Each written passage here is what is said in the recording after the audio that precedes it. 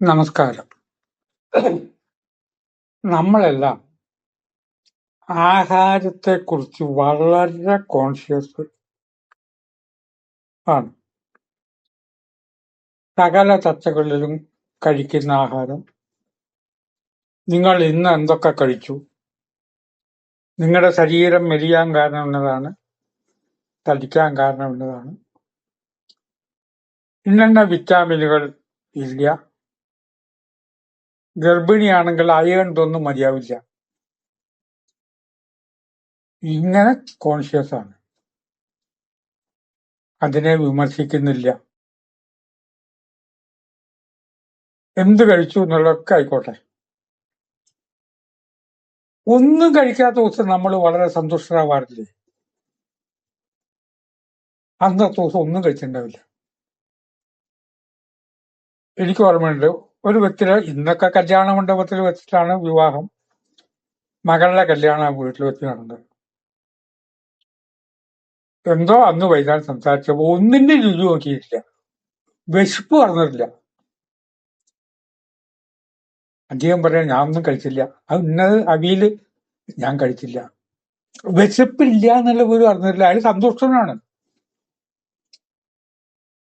ഇതിന്റെ അർത്ഥം അപ്പൊ ഒന്നും കഴിക്കണ്ടെന്നാണോ പറഞ്ഞു വരുന്നത്? അല്ല. മകളുടെ കല്യാണ ദിവസം വിശപ്പില്ലെങ്കിലും സന്തോഷനായി, ഇങ്ങനെയൊക്കെയാണോ അതിന്റെ അർത്ഥം? ആഹാരം 3 തരമുണ്ട് എന്ന് നമ്മളൊക്കെ മനസ്സിലാക്കണം. അതിലത്തെ സാധാരണഗതിയിലുള്ള അർത്ഥമാണ് കഴിക്കുന്നതിന്റെ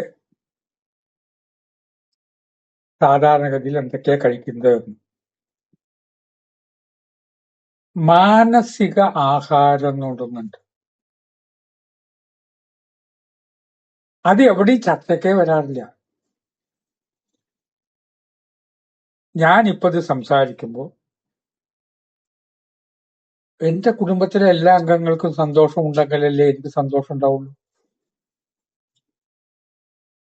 കുടുംബാംഗങ്ങളൊക്കെ അസ്വസ്ഥരാണെങ്കിൽ ഞാൻ സ്വസ്ഥനായിരിക്കുമോ? കോഴിക്കോടൻ ഭാഷ പറഞ്ഞ യമൻ മന്തിയും കഴിക്കുക, കുഴിമന്തിയും പലയിടത്തിലും ബോർഡ് കാണും. വീട്ടിലെല്ലാവരും അസ്വസ്ഥരാ, ശരിയാവില്ല. മാനസികമായിട്ടുള്ള ഒരാഹാരമുണ്ട്. ഞാനിവിടെ സ്വസ്ഥമായിരിക്കുന്നു, സംസാരിക്കുന്നു. ക്യാമറ കൈകാര്യം ചെയ്യുന്ന വ്യക്തിയോട് ചോദിച്ചു, എന്താ അസുഖങ്ങളൊന്നും ഇല്ലല്ലോ? ഇല്ല. എന്താ ചോദിക്കാൻ? കഴിഞ്ഞ കൊല്ലം ഈ ഡേറ്റിന് നിങ്ങൾക്കൊരു അസുഖം ഉണ്ടായിരുന്നു. ഞാൻ ദിവസേന ഡയറി എഴുതുന്നതായതുകൊണ്ട് ഏത് കൊല്ലവും ഏത് ഡേറ്റും എന്താ കാര്യം അറിയാം. അദ്ദേഹം മറന്നിരിക്കണം. അദ്ദേഹവും സ്വസ്ഥനായിരിക്കണം, ഞാൻ സ്വസ്ഥനായിരിക്കണം. ഇതാണ് മാനസികാരോഗ്യം. എന്റെ ഈശ്വര വിശ്വാസം അതിൽ വരും. ഭാര്യ സ്വസ്ഥയായിരിക്കണം.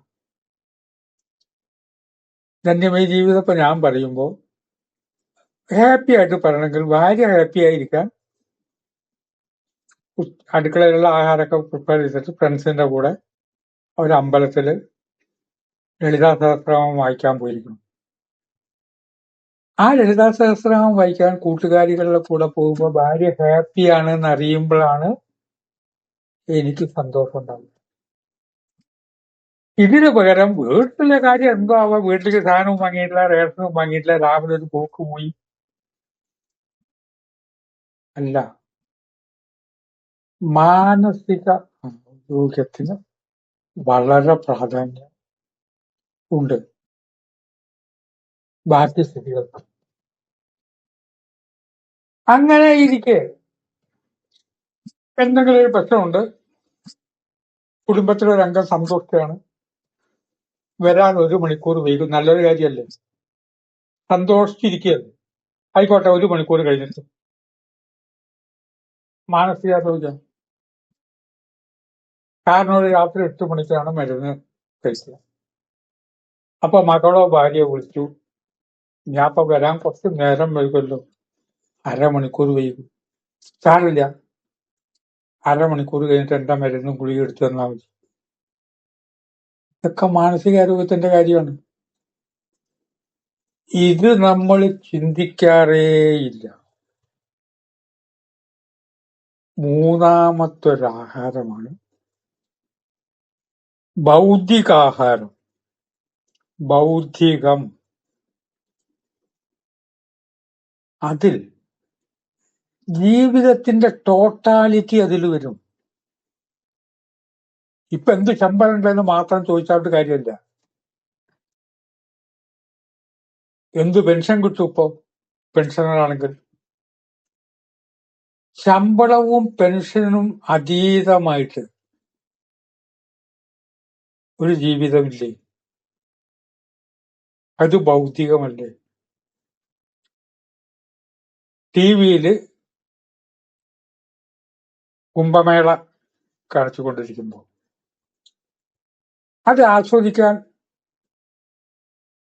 കഴിഞ്ഞത് യഥാർത്ഥത്തിൽ ഹിമാലയത്തിൽ പോവുകയും ഗംഗാനദി കാണുകയും ഹരിദ്വാർ ഋഷികേശും ഒക്കെ പോയതുകൊണ്ടല്ലേ ഇത് ആസ്വദിക്കാൻ കഴിയുന്നത്. ശ്രീകൃഷ്ണ ജന്മഭൂമിയുടെ ഏതെങ്കിലും ഒരു ഭാഗം കാണുമ്പോഴേക്കും മനസ്സിലായി. തിരുനാവായ കുംഭമേള നടക്കുമ്പോൾ അതില് ന്യൂസ് കണ്ടപ്പോ ഏകദേശം ഗംഗയെ അനുസ്മരിക്കുന്ന രീതിയിലുള്ള ആരതി കണ്ടപ്പോ ഞാൻ ഭാര്യയോട് പറഞ്ഞു, അവിടെയൊക്കെ പോയോണ്ടല്ലേ നമുക്കത് ആസ്വദിക്കാൻ കഴിഞ്ഞത്. അപ്പൊ ജീവിതത്തിനാകെ ഒരു ഭൗതിക ആഹാരം ഉണ്ട്. പല സ്ഥലങ്ങളൊക്കെ കാണുക ഒക്കെ വേണം. ഭാരതം മുഴുവൻ ഞാൻ കാണാനുള്ള കാരണം തന്നെ ജ്ഞാനാനന്ദ സരസ്വതി സ്വാമികൾ പറഞ്ഞ ഒരു വരിയാണ് കന്യാകുമാരിയിൽ വെച്ചിട്ട്. ഇതും കൂടി ചേർത്താണ് ജീവിതം. അതിൽ പല കടകളും വരും. കുട്ടിയുടെ ചോറൂണ്, ചില ബന്ധുക്കളുടെ കല്യാണങ്ങൾ, അതിലൊക്കെ നമ്മൾ പങ്കെടുക്കണ്ടേ? ചിലൊരു വീട് വെച്ചു, ആ വീട് കാണാൻ പറ്റണം എന്ന് പറഞ്ഞു, അത് കാണണം. ആകപ്പാടെ ജീവിതത്തിലെ ടോട്ടാലിറ്റി ഇന്ന കാര്യങ്ങളിൽ എനിക്ക് ഇന്ന വ്രതമുണ്ട്, അത് വേണ്ടേ? അന്ധവിശ്വാസം കൊണ്ട് കൊല്ലത്തിലൊരിക്കലും ഞാൻ ഇന്ന ദിവസം അമ്മയുടെ ചർമ്മവാർഷികത്തിന് ഞാൻ ഇന്ന സ്ഥലത്താവും, അത് വേണ്ടേ? 1-2 മാസം കൂടുമ്പോ യുക്തിയും ഒന്നും ഇതിന് ബന്ധമല്ല. ജീവിതത്തിൽ മുഴുവൻ യുക്തിയല്ല. 2 മാസം കഴിയുമ്പോ പറഞ്ഞു, എന്റെ പരദേവത എന്നെ വിളിക്കണു ഇന്ന സ്ഥലത്തേക്ക്. പരദേവത എങ്ങനെ വിളിക്കുക? ഗോപാലൻ കുട്ടി ഇങ്ങോട്ട് വന്ന്. ആ അന്ധവിശ്വാസമൊക്കെ ജീവിതത്തിന്റെ ഒരു ഭാഗമാണ്. അതുകൊണ്ടൊന്നും ഒരു അബദ്ധമില്ല. ആ ഭൗതികമായിട്ടുള്ള പുരോഗതിയുടെ ഒരു ഭാഗമാണ് വായനാശീലം. വായിക്കണം. എന്തെല്ലാം പുരോഗതി വന്നിരുന്നാലും ഇപ്പൊ വായനയെ മുഴുവൻ ബാധിച്ചിരിക്കണു. ഇപ്പൊ എല്ലാവരും ഫോൺ വഴിയാണ് വായിക്കുക. കുറച്ചു കാലം ഉണ്ടാവുള്ളൂ. വർത്തമാനം 10 മിനിറ്റൊന്നും ഇപ്പൊ കേൾക്കാൻ ക്ഷമയില്ല. അപ്പോഴേക്കും വിരൽ വെച്ച് മാറ്റും. നിങ്ങളുടെ വർത്തമാനം പതുക്കെയായി പോകുന്നു. കുറച്ചുകൂടി സ്പീഡ് പറയാ, കുറച്ച് പറയാ, കാര്യം എന്താ പറയാ? അല്ല, ഇരുന്ന് കേൾക്കേണ്ട കാര്യമാവുമ്പോ അത്തരം പ്രഭാഷണങ്ങൾ 1 മണിക്കൂർ വരും. ഒടുവിൽ വായനയിലേക്ക് ആള് വരും. ചില ഗ്രന്ഥങ്ങള് 1000 പേജുള്ള പുസ്തകങ്ങളായിരിക്കും. ഒരു ദിവസം 10 പേജേ വായിക്കാൻ പറ്റുള്ളൂ. ഇപ്പോഴും ഞാൻ അങ്ങനെ വായിക്കുന്ന കൂട്ടത്തിലാണ്. അങ്ങനെ വായിക്കുന്നവർ ഇപ്പോഴും ഉണ്ട്. ഇപ്പോഴും അങ്ങനെ വായിക്കുന്നവരുണ്ട്. ഭൗതികമായിട്ടുള്ള ഒരാഹാരം,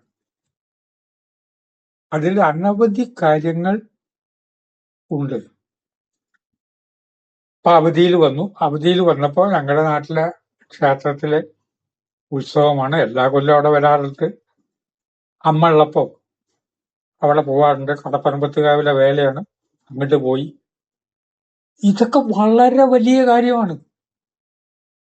ഇത് മൂന്നും ചേർത്തിട്ടുള്ള സമന്വയമാണ് ജീവിതം.